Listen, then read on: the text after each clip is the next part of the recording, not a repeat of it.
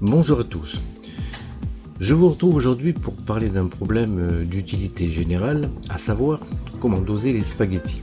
Alors le doseur à spaghettis le plus utilisé, c'est cette plaque métallique possédant des orifices en fonction du nombre de convives. J'ai jamais réussi à m'en servir. J'ai jamais su s'il fallait faire glisser les spaghettis dedans, s'il fallait les prendre et ensuite essayer de les faire entrer dans le trou. Enfin, c'était pas du tout pratique. Total, il reste dans mon tiroir. Alors je vous propose aujourd'hui, puisque vous avez une CNC, de faire un petit objet adaptable sur une boîte de spaghettis et qui vous permet, en penchant tout simplement, de récupérer tout simplement la dose nécessaire que vous voulez pour accomplir votre recette. Et vous allez voir, ça se fait très facilement et sans prise de tête.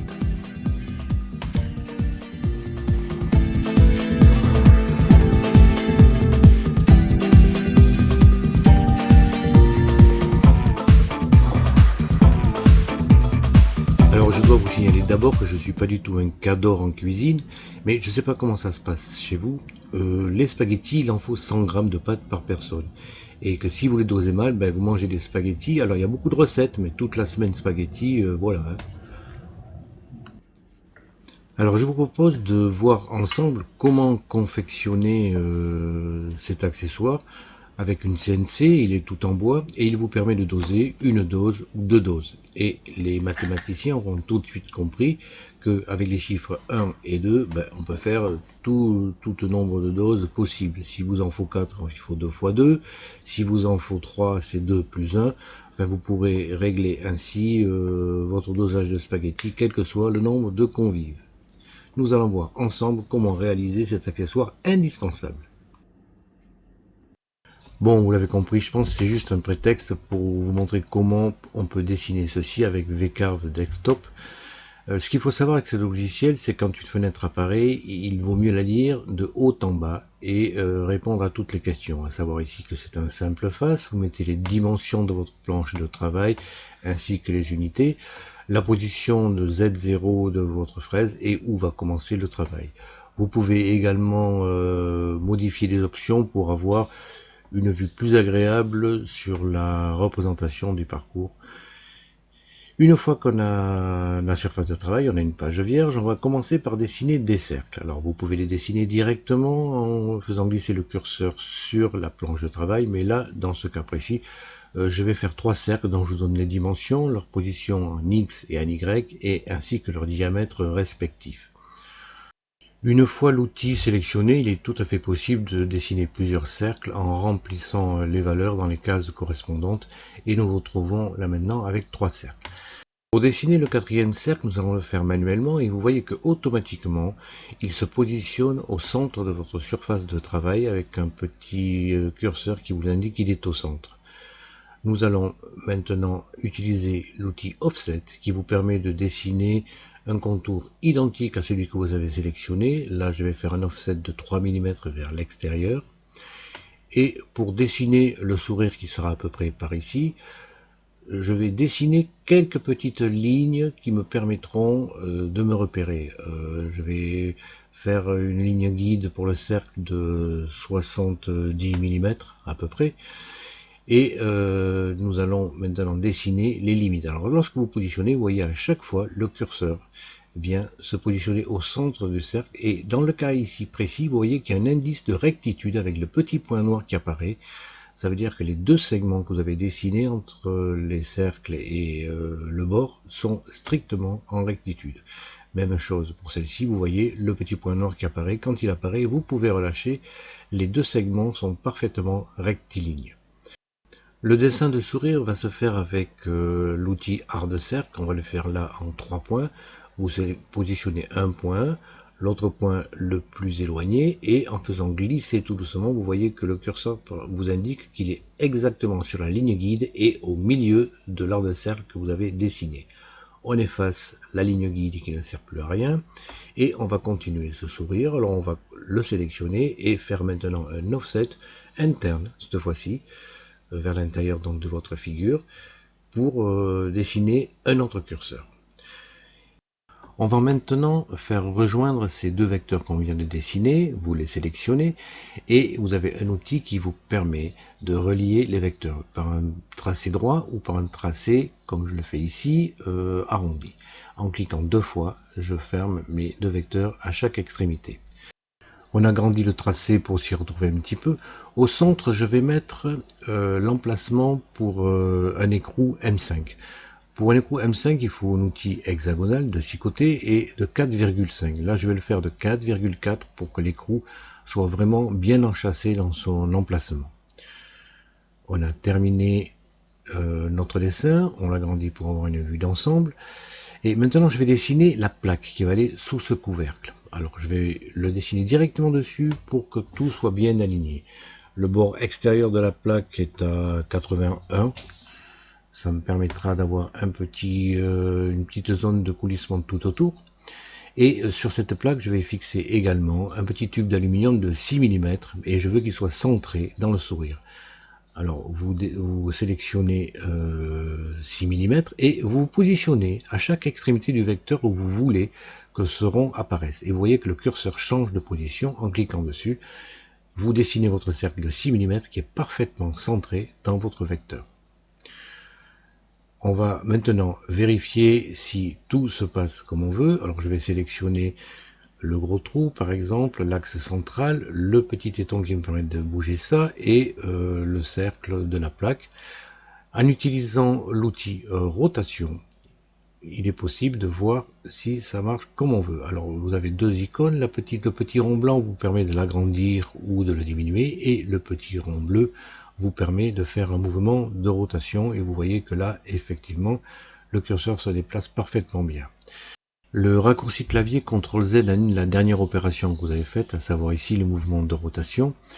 Et nous allons maintenant un petit peu classer tous ces éléments. En effet, sur ce dessin apparaissent les tracés du couvercle et de la plaque qui va aller dessous. Je sélectionne tous ces tracés qui vont faire partie de la plaque et je vais créer une nouvelle couche en copiant ces éléments dessus. Vous avez ainsi deux couches, avec la couche 1 qui contient tous les tracés pour l'instant et la couche 2 qui ne contient que la plaque.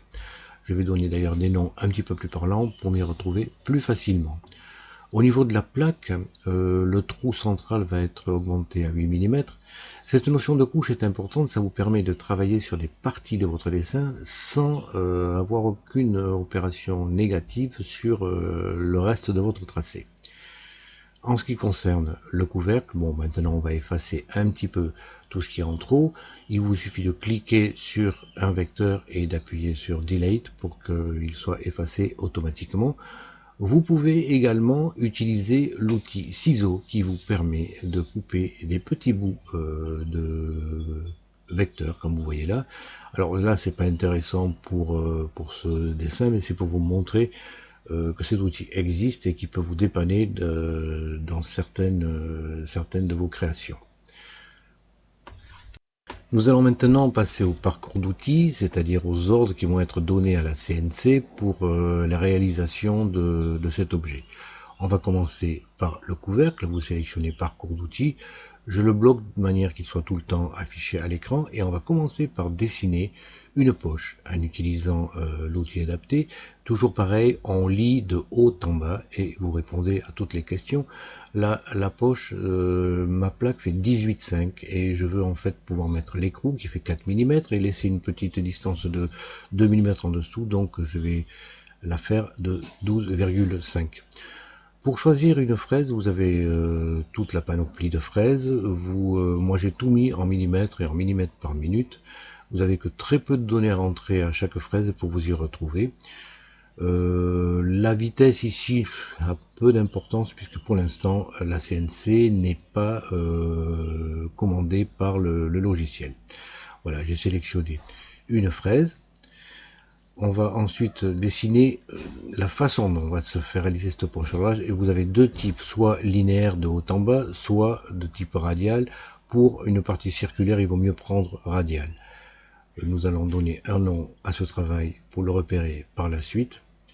Toutes les parties circulaires, hexagonales, tout ça, il vaut mieux faire un travail radial. Vous voyez que les bords comme ça, seront beaucoup mieux traités en faisant une forme radiale.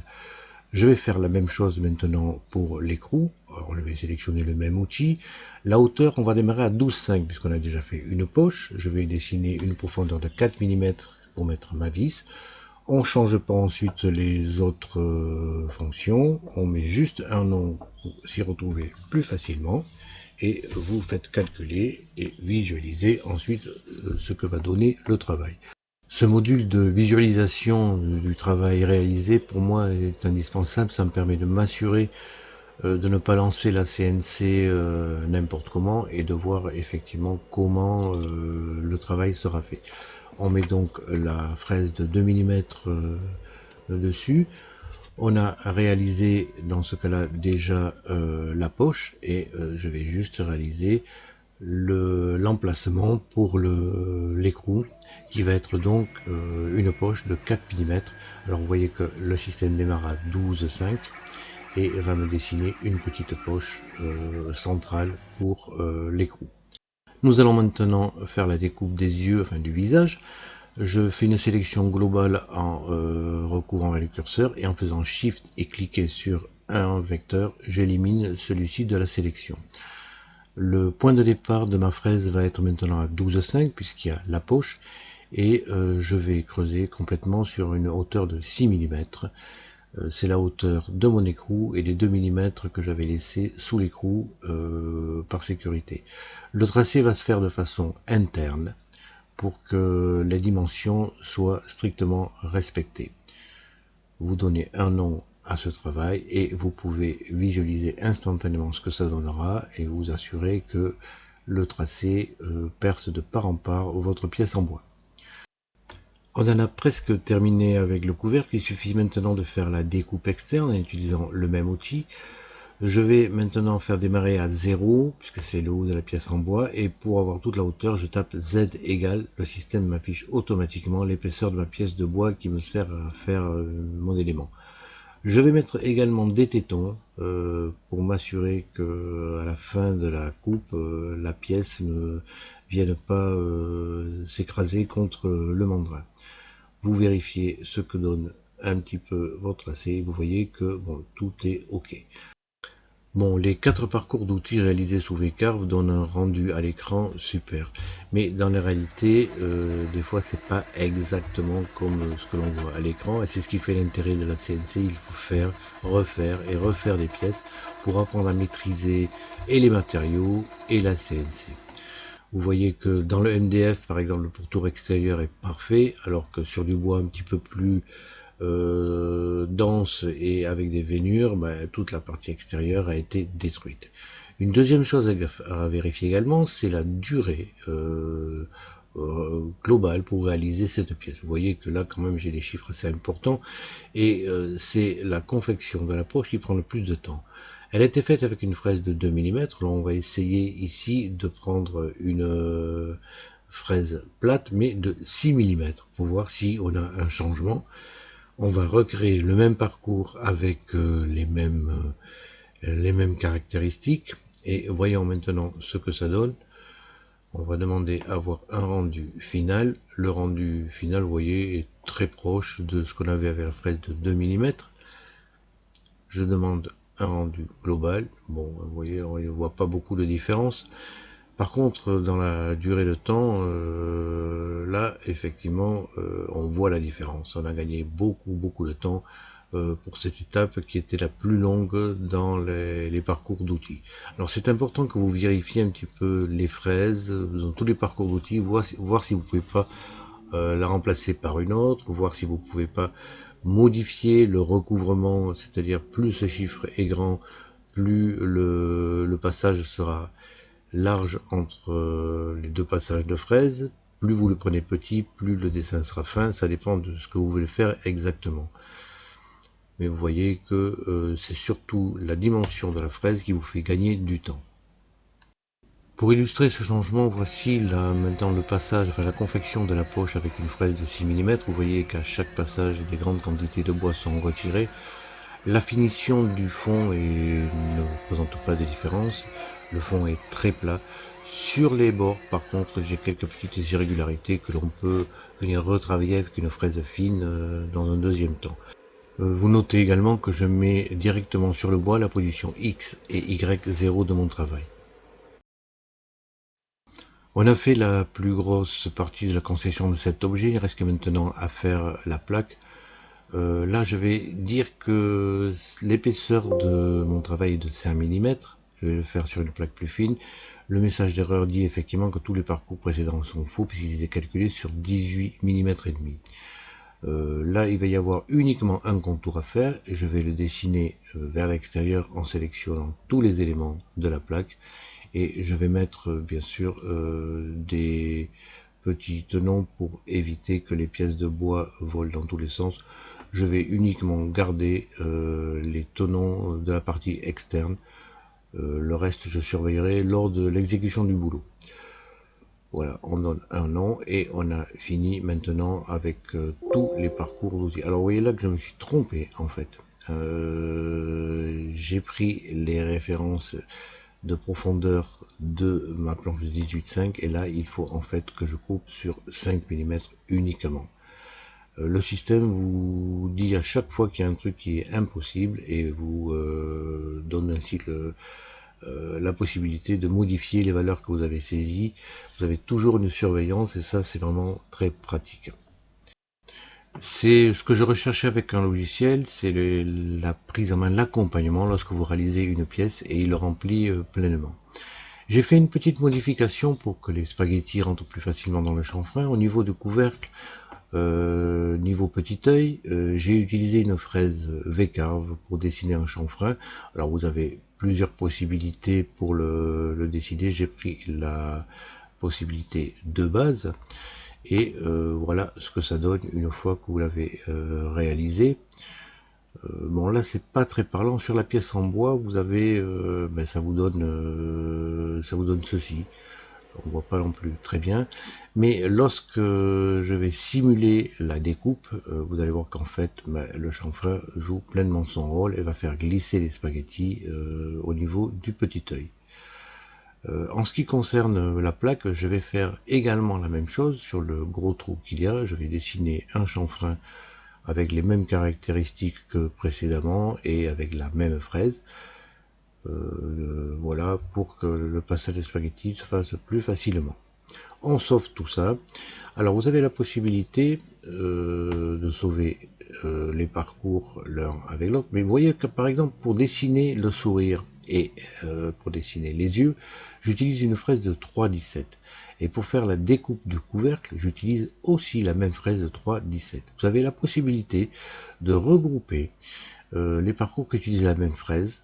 Vous en faites une sauvegarde en mentionnant que vous avez deux parcours différents si vous voulez. Le système va lancer la CNC, celle-ci va réaliser le premier parcours, va revenir au point home et va réaliser le deuxième parcours automatiquement, ça vous fait gagner du temps. Alors pour réaliser un fraisage avec la CNC, il faut un logiciel, mais il faut aussi des fraises. Alors je vais vous montrer là les fraises que j'ai utilisées. Je ne dis pas que c'est un choix optimum, mais je vais vous montrer toutes les fraises que j'ai utilisées pour faire ceci. Alors pour faire la poche finale, j'ai pris en fait une dedans de 6, 25 de longueur utile et sur une queue de 6 mm. Ça me permet de graver la poche rapidement et en ayant un fond parfaitement plat par rapport à la fraise de 2 mm. Pour faire les chanfreins, j'ai utilisé une petite pointe javelot, une dent de 90 degrés. Alors il existe des pointes de 90 degrés, 60, 30. Vous avez plusieurs fraises différentes. Elles proviennent de CNC Fraises et font un très bon boulot. Là, c'est la première fraise que j'ai utilisée pour faire la poche. Là, c'est une fraise carbure de 2 mm. Alors, les fraises carbure sont quand même nettement indiquées pour la découpe de bois tendre ou beaucoup plus rigide. Pour découper du MDF, une fraise de dents droites suffit, mais les coupes diamant sont vraiment nettement recommandées pour couper le bois. Et pour en fait faire mon travail, j'ai utilisé la fraise Genmitsu pour découper les yeux et le pourtour.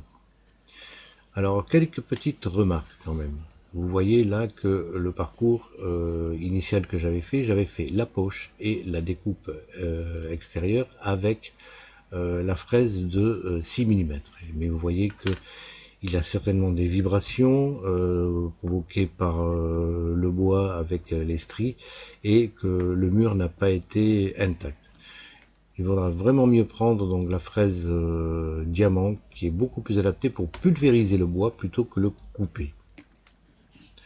Mais attention avec ces fraises parce que vous avez une longueur utile. Vous voyez que ici celle-ci fait 3,17 de découpe utile, mais que la queue fait également 3,17, ce qui fait que si elle s'enfonce, bon, il n'y aura pas de décalage. Par contre, si vous prenez une fraise, toujours fraise diamant, mais plus petite, celle-ci fait 2 mm, le début de la coupe se fera sans problème, mais au fur et à mesure qu'on va s'enfoncer dans le bois, la queue étant plus large, vous voyez, va éloigner la fraise de votre parcours, et ce qui fait que le parcours ne sera pas strictement vertical. Donc faites attention à la longueur utile des fraises que vous utilisez. Bon, on en vient enfin à l'assemblage du Smiley. Alors vous remarquerez au passage quelques petites modifications que j'ai apportées à la CNC et que je vous présenterai dans une autre vidéo. Vous vous retrouvez donc avec deux pièces, un couvercle et une plaque. Au niveau du couvercle, il n'y a pas grand chose à faire, uniquement mettre en forçant un petit peu un écrou M5 au niveau central. Vous pouvez également rajouter un petit peu de colle pour être sûr qu'il tienne. Au niveau de la plaque, j'ai mis un petit tube alu de 8 mm pour faire comme pour la pige, que l'axe central glisse facilement, et j'ai mis un petit tube alu qui est fixé avec une vis de M3 par 20 avec un écrou pour le rigidifier.